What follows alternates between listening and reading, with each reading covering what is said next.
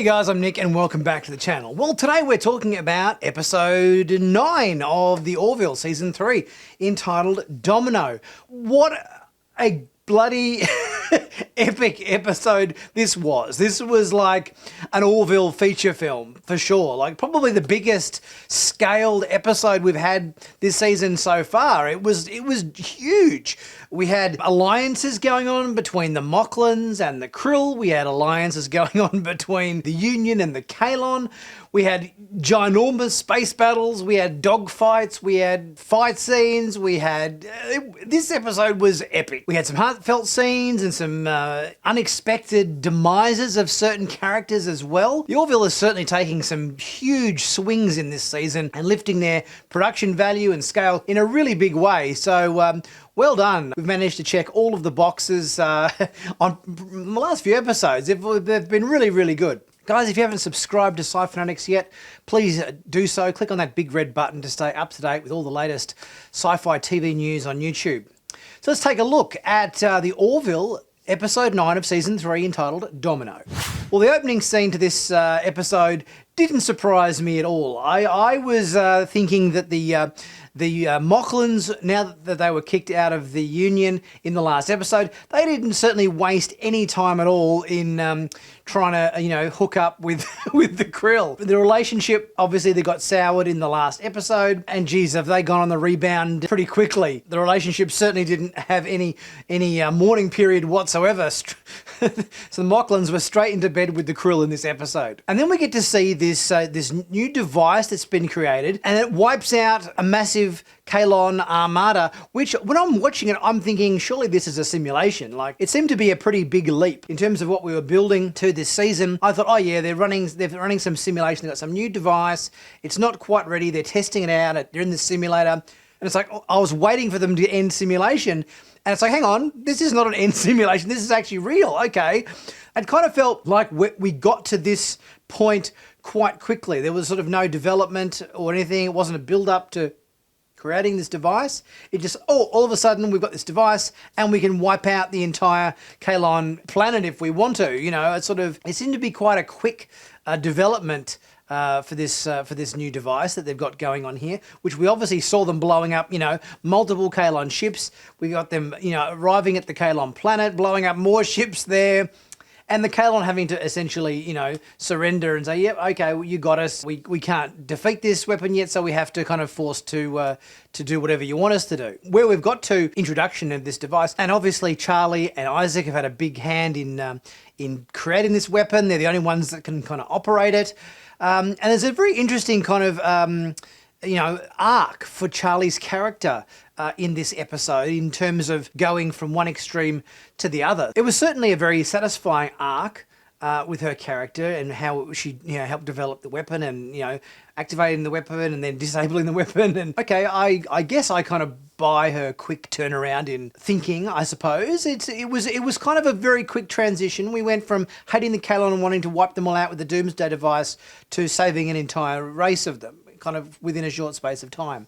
So it was, I guess, a nice kind of flip of thinking from her behalf, but it just, I guess it all kind of happened quite quickly, I thought. But I guess we do have a shortened season this season. Our past Orville seasons have been, more like 13 episodes long, and we've only got 10 in this season. So I guess where we had to kind of end up, they had to kind of tighten the whole time frame of various different, characters, arcs and story beats and everything. So I guess that makes sense. And what a flip of things we got in this episode from the Krill and the Mocklins allying together to the Union and the Kalon allying together. It's sort of all these alliances kind of happened and formed, and everybody's kind of thought processes had to kind of shift and adjust and kind of change in mindsets quite quickly to accommodate all of these uneasy alliances that were going on. And then we go to quite whimsical scenes in this story where everybody's kind of hanging out at Kelly's parents' cabin in the woods. We've got Gordon and Charlie singing songs on the guitar, going from massive scale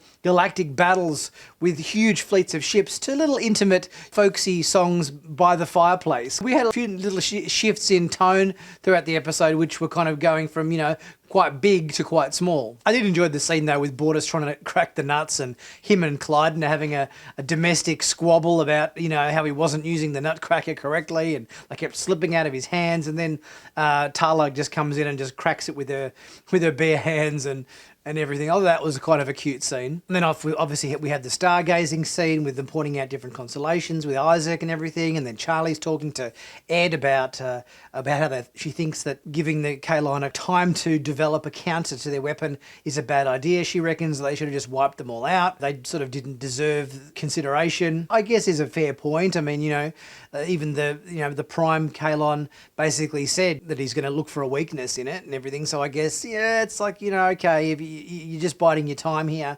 maybe Charlie's got a point. And then we have the scene with the Union officers stealing the device from Union headquarters. I originally thought these guys were going to end up being Kaylon, for them to have like a mobile holographic emitter like the one that Isaac used in a couple of episodes this season, which we've seen before. But I thought, oh, surely these guys are Kaylon stealing it. But they would turn out to be Union officers headed up by none other than Admiral Perry, aka Ted Danson, in this episode. So I was sort of surprised to see Ted Danson being the instigator of mutiny and treason in this episode. And then obviously a couple of scenes later, he gets wiped out by the Kaylon because they didn't want their hand tipped to the Union quite so quickly, so they blew him out of the sky. So that's it for Ted Danson in the Orville. He's piling smoke of rubble and ashes in space in orbit of Krill somewhere. So, oh well, see you later, Ted. Now, although the Krill and the Mocklins have got their hands on this device, they can't operate it because it requires some special technique or whatever was going on between Isaac and Charlie to operate it properly. So they have to get this very fancy scientist to decode it and work out how it works, Dr. Culber. No, not that Dr. Culber. I thought, hang on, Dr. Culber, what, is he coming across universes from Star Trek Discovery to lend a hand here? No, different Dr. Culber altogether. And obviously while Dr. Culber is trying to work out and load the device, and they're going to fire it on the Kaylon and destroy the whole home planet and everything, there were definitely, some really impressive sequences in this episode, from the huge space battle in orbit going on between the Kaylon, the Union fleet versus the Mocklin and the Krill fleet, the skydiving team and in their EV suits skydiving down to the planet, and we've got fighters having big dogfights going on in orbit, whilst we've got an infiltration team on the planet taking out people in the corridors. It was kind of like a massive Star Wars-esque kind of episode, this one. It sort of reminded me, of shades of stuff like Return of the Jedi. It was really some really big scale kind of Star Wars kind of style action in this episode. And it as I said, it felt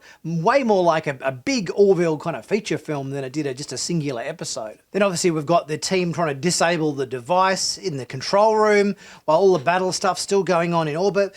And there's some nice moments here where you've obviously got, Isaac saving Charlie from the Mocklin who was about to shoot her, Tulla saving Kelly from Talea who was about to stab her, and then ultimately Charlie laying down her life to stop the device from firing, which kind of surprised me because I thought there might have been a twist at the end of this where she decided to stay on the planet so she could basically step back and let the thing fire, because all the way through the episode she was always about, we got to kill the Kaylon, they can't be trusted, we shouldn't be entering into this ceasefire with them because they're just going to use the time to develop a counter for the weapon. So I thought she might have actually kind of stepped back from the device and let it do its thing and let it actually shoot and destroy the Kaylon homeworld. But no, she didn't. She had a change of tune and disabled it and saved the Kaylon. And in the end, I guess this worked out to be a far more beneficial solution because it made the Kaylon see humans aren't so bad after all. They deserve to be, given a bit of a second chance.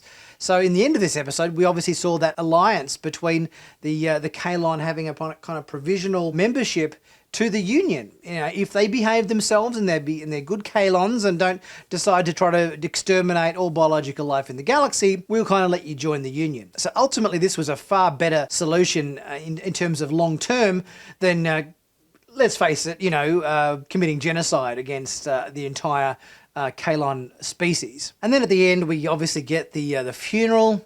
Ed and also Isaac talking at Charlie's funeral. It was a sweet scene. We had some nice little anecdotes there with the pancakes and everything, talking about Charlie and whatnot. So it's a little bit sad, I think. We lost a couple of characters in this episode, in Admiral Perry, Ted Danson's character, and also Charlie Burke, who only just started, with the show at the beginning of this season.